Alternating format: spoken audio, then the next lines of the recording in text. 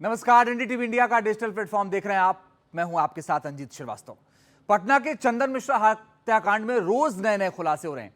आज जो खुलासा हुआ उसके बारे में आपको जानना चाहिए। एक बड़ी जानकारी यह कि तौसीफ रजा और बादशाह को कोलकाता से गिरफ्तार कर लिया गया है। यह वही तौसीफ रजा और बादशाह है जो सबसे पहले कमरे में दाखिल हुआ था और हत्या के बाद सबसे आखिरी में बाहर आया था। कहा जा रहा है कि हत्याकांड के 2 और आरोपी भी गिरफ्तार किए गए हैं, लेकिन इसमें ट्विस्ट यह है कि अब इस पूरे हत्याकांड में चौथे की एंट्री हो गई है और चौथे कैरेक्टर का नाम है निशु खान। बताया जा रहा है कि इस पूरे हत्याकांड की साजिश निशु खान के घर पर रची गई और निशु खान तौसीफ का चचेरा भाई है। निशु की गिरफ्तारी कोलकाता से हुई है। बिहार पुलिस जब कोलकाता पुलिस के साथ दबिश देकर निशु को गिरफ्तार करने पहुंची तो उसके साथ एक लड़की भी थी। हालांकि पुलिस को यह जानकारी पहले से थी, क्योंकि पुलिस इस केस में लोकेशन और कॉल डिटेल पर भी काम कर रही है और पुलिस ने निशु के साथ उसकी महिला मित्र को भी गिरफ्तार कर लिया है। अब बिहार लाकर सबसे पूछताछ होगी। पुख्ता तौर पर तो नहीं कह सकते, लेकिन हां, सूत्रों ने यह जरूर बताया कि जो निशु की महिला मित्र है उसका नाम अल्पना दास है। अल्पना दास भी गैंग का हिस्सा है, कोलकाता की रहने वाली है।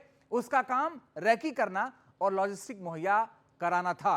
अभी इस पर पूरी जानकारी आनी बाकी है। जानकारी आएगी तो आपको बताएंगे, लेकिन इस पर पुलिस ने भी बहुत ज्यादा नहीं बताया है। अब बात निशु खान की करते हैं। निशु खान जब गिरफ्तार हुआ उस वक्त उसने मीडिया से बात की। उसने बताया कि उसका इस हत्याकांड से कोई लेना देना नहीं है, उसका कोई रोल नहीं है, बल्कि इस हत्या के बाद फोन करके उसके चचेरे भाई तौसीफ ने उसको जानकारी दी। फिर अचानक से निशु घबरा गया और उसने कहा कि तुम लोगों ने गलत किया है। निशु का तो दावा यह भी है कि वो पिछले 4 साल से बीमार है। उसको दिल्ली इलाज करवाने के लिए जाना था अपनी महिला मित्र के साथ। उसका कहना है कि उस कांड में उसे गोली लगी और 4 साल पहले जो गोली लगी थी उसके बाद से वो चल नहीं पाता है और जो पैर का निचला हिस्सा है वो उसका काम ही नहीं करता है, तो वो अपराध में कैसे शामिल हो सकता है। लेकिन पटना पुलिस अलग दावा कर रही है। पटना पुलिस ने जो जानकारी दी उसके मुताबिक पूरे हत्याकांड की साजिश निशु खान के घर पर रची गई थी। निशु ने पहले ही अपने घर पर कातिलों को पनाह दी और पूरा हत्याकांड वहीं पर अंजाम दिया गया, वहीं से रचा गया और फिर वो कोलकाता फरार हो गया था। निशु खान बिहार के पटना के समनपुरा का रहने वाला है। अब यह भी इत्तेफाक है कि जो निशु खान का घर है उसका घर पारस अस्पताल के बिल्कुल बगल में है, या यह समझ लीजिए कि जो अस्पताल है जहां हत्याकांड हुआ ठीक बगल वाली गली में निशु खान का घर है। और 17 जुलाई को जब हत्या हुई उसके पहले पूरी प्लानिंग उसी के घर पर की गई थी। और निशु खान के घर पर प्लानिंग की 2 वजहें लगती हैं। पहली वजह यह कि जो निशु खान का घर है वो अस्पताल के बिल्कुल अलग है, बिल्कुल बगल में है, तो समझ लीजिए कि अस्पताल के ठीक बगल वाली गली में निशु का घर होने की वजह से यह सब कुछ आसान हो गया। दूसरा यह कि निशु खान के संबंध अस्पताल के तमाम लोगों से थे। अब इसमें अस्पताल के सुरक्षा गार्ड हो या कुछ कर्मचारी, इसमें डॉक्टर भी हो सकते हैं, क्योंकि अस्पताल में निशु का आना जाना था और तौसीफ भी कई बार उसके साथ अस्पताल आता था, तो पहचान ठीक ठाक थी और वो दबंग भी था, समाज सेवक भी कहलाता था अपने आप को। निशु खान के ऊपर कुल 3 मुकदमे भी दर्ज हैं, इसमें एक मुकदमा आर्म्स एक्ट का भी है। तो हो सकता है कि दबंगई ज्यादा रही हो और पहचान और दबंगई की वजह से अस्पताल में चेकिंग ना हुई हो।